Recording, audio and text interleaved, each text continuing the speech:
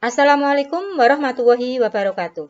Berjumpa kembali bersama Bu Asih di video pembelajaran kimia kelas 10 untuk melanjutkan mempelajari materi hukum dasar kimia.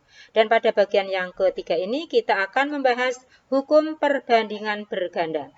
Anak-anakku semua, di bagian ketiga dari materi hukum dasar kimia ini, materinya masih berhubungan dengan senyawa.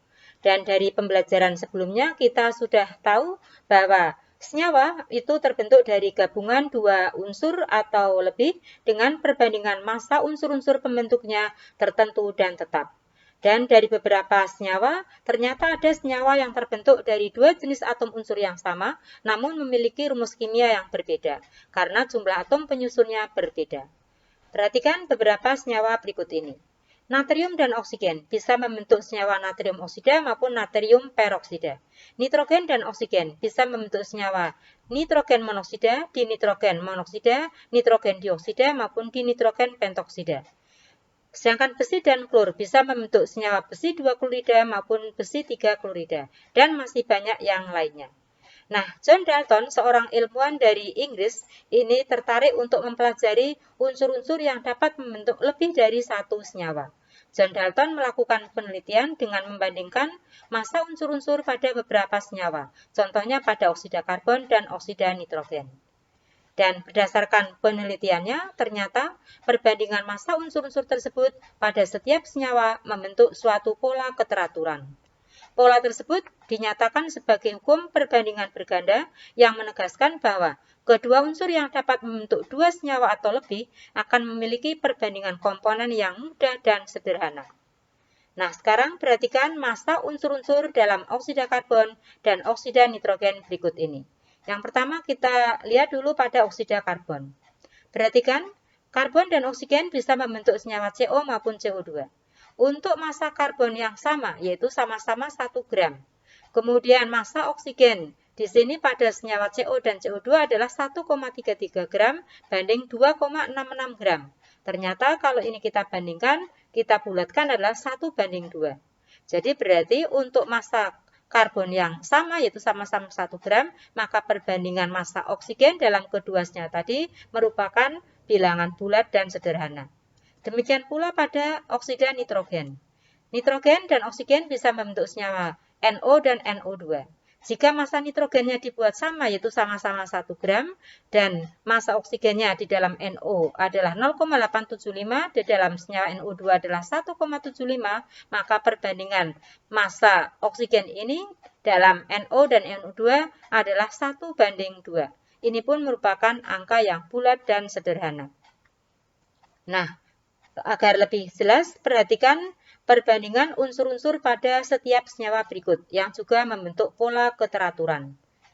Air dan hidrogen peroksida.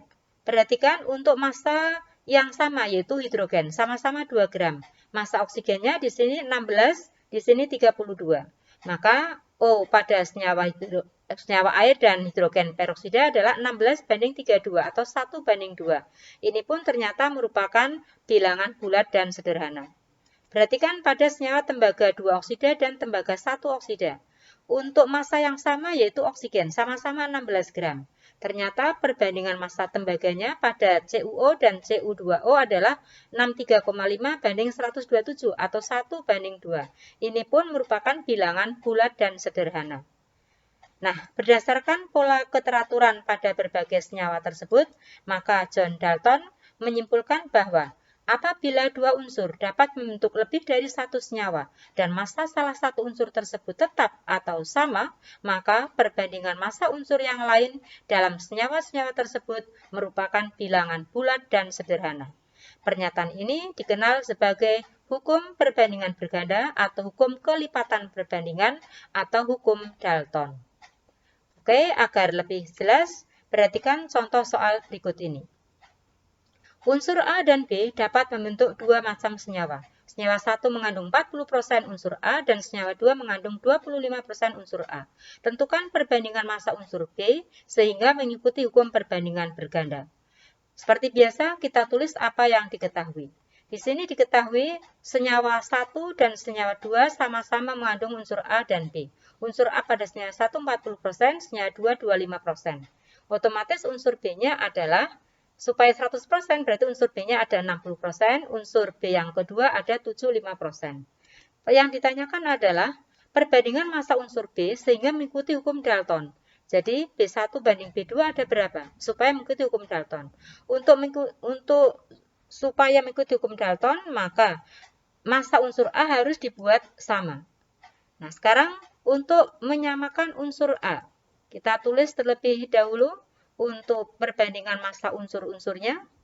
Nah, unsur A harus dibuat sama. Kita misalkan dibuat sama-sama 100%. Kalau ini 100% berarti ini harus dikalikan 2,5. Ini supaya 100% berarti dikalikan dengan 4.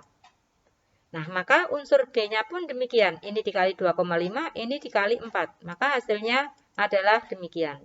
Jadi untuk unsur A yang masanya sama yaitu 100%, maka massa unsur B adalah 150 banding 300 atau 1 banding 2. Ini merupakan bilangan bulat dan sederhana. Kalau misalnya tidak dibuat 100%, boleh tidak? Boleh, kita bisa menggunakan 40%, angka yang terbesar.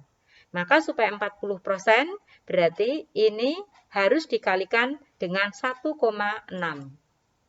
Jadi berarti yang pertama tetap 60%, kalau dikalikan 1, yang ini harus dikalikan 1,6. 75% dikali 1,6 sama dengan 120. Jadi berarti perbandingan massa unsur B-nya 60 banding 120. Sama, yaitu 1 banding 2. Cukup mudah bukan? Baik, sebelum kita akhiri, seperti biasa ada tugas yang harus diselesaikan.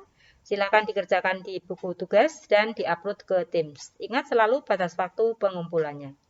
Demikian yang bisa Bu Asih sampaikan. Terima kasih atas perhatiannya. Semoga bermanfaat. Mohon dimaafkan apabila ada kekhilafan dan kekurangan. Terima kasih sekali lagi dan tetap semangat. Billahi taufiq wal hidayah. Wassalamualaikum warahmatullahi wabarakatuh.